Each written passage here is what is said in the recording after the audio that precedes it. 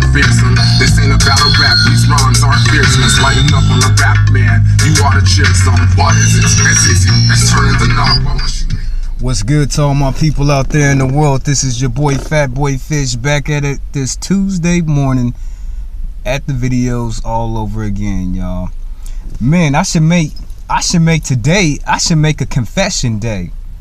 Yeah, I think I should go ahead and make this a confession day. Now, your boy, y'all know I'm a man of faith. I believe in God. I put God first in my life before I put everything. I do not depend on people. I've learned in life that God is the only one I could ever really trust in this life.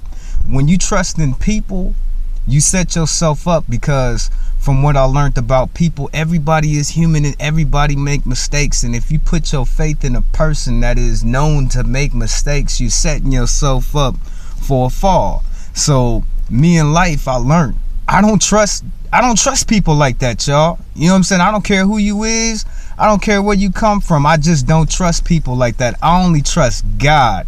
He's the only one that I would ever trust. Now, in my life, like this year and last year, I've been trying my best, y'all, to be in God's will for my life. Not by my will, but His will. And whatever His will is, I want to do it.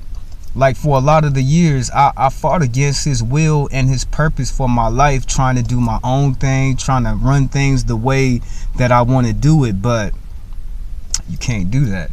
And the only reason why I say you can't do that and you can't do it in your way, because if you look at this life and you believe in God, then you believe that this life doesn't belong to you.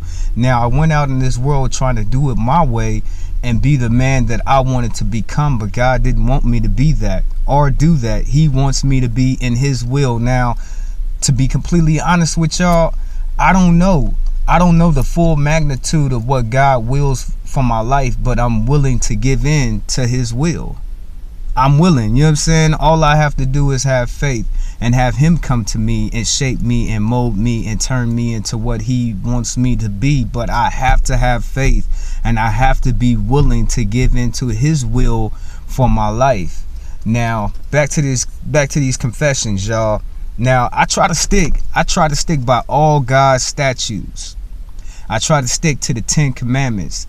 And it's a sad thing that God would sit there and He would take His time out to make the 10 commandments, and people in this life need to be following and doing the 10 commandments. God should not have to come down from His heavenly throne, sit there and write out some commandments that you should know inside of your heart that you don't need to be doing those things anyway. Like, I give you an example.